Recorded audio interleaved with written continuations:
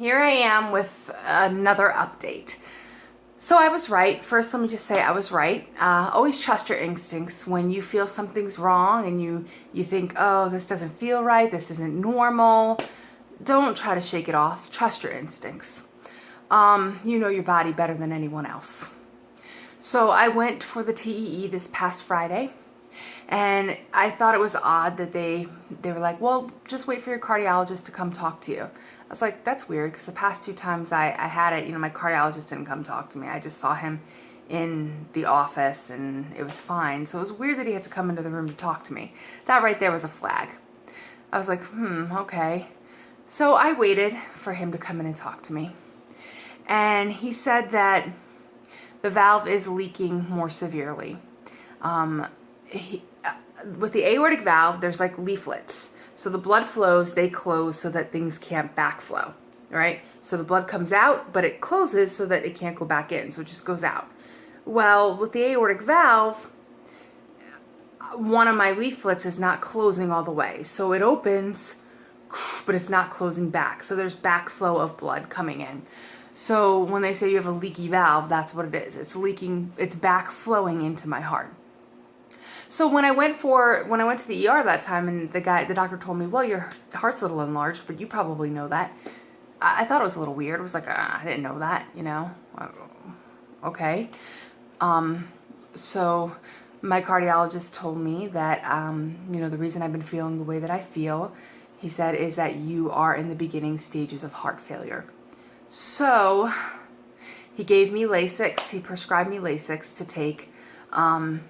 He said, we want to do something about it and fix this before you get to full-blown heart failure, because then your heart's going to be weaker and it's harder to operate on a weaker heart. And right now your heart muscle's still strong, but we want to fix it before that happens. So we were talking about it, and he knows I don't want to have a mechanical valve. He said, they're probably going to tell you get a mechanical valve. He knows I don't want that. I don't want to be on Coumadin the rest of my life. I just don't. I'm too clumsy for that. There's so many things that are just as I research it, I'm like, just sounds like one big mess. I'm of menstruating age. That right there. And Coumadin is a blood thinner, so your blood doesn't clot. So I'm clumsy. I have scars all over my body, like just from scratching things till they bleed, like from banging into things, from cutting myself accidentally, like anything, scratching myself, like I scar very easily, and I'm clumsy. And there's just so many things against being on Coumadin for the rest of my life. And he knows that. So he said what he's going to do is tomorrow, it is now, he's going to go in front of the cardiothoracic board, and he's going to present my case and see what kind of options they come up with and what we can do. Maybe that we won't have to do a mechanical valve. So I'm hoping he comes up with some good ideas or other options besides mechanical valve. I don't even care if I have to have a pig valve. I'm willing to do it. I just don't want mechanical. So that's where I'm at right now. I don't know if he's going to make me wait the whole week and a half to see him, or if he's going to want to see me this week. I'm not sure. But you know how I said in my last post that surgery is coming soon? I just know it. I don't know if it's going to be within a year or 2. Well, we're looking now more like within the next 2 months, 2 to 3 months. So it is a lot sooner than I thought. And like I said in my other video, I'm trying not to think about it. I'm still trying not to think about it until I know all the bit of facts. But yeah, it's right there on the horizon now. It's not a what if, maybe. It is going to happen. And it's going to happen pretty damn soon.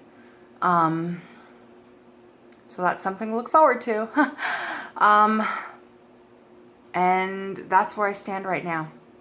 And I'm kind of at a loss for words, because there's so many feelings going on and so many different emotions, and I'm just trying not to focus on it. I'm trying not to think about it, because it's just so overwhelming right now.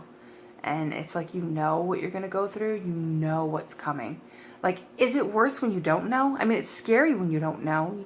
You know, it's like, oh my God, this is nerve-wracking. What's going to happen? You know, it's very scary when you don't know. But I think it's even more scary sometimes when you do know, because you know what to expect and you know what you have to do and you know exactly what's coming, but you still have to do it, you know? I don't know. It's like that old saying, who's more brave, the first person into the room or the second?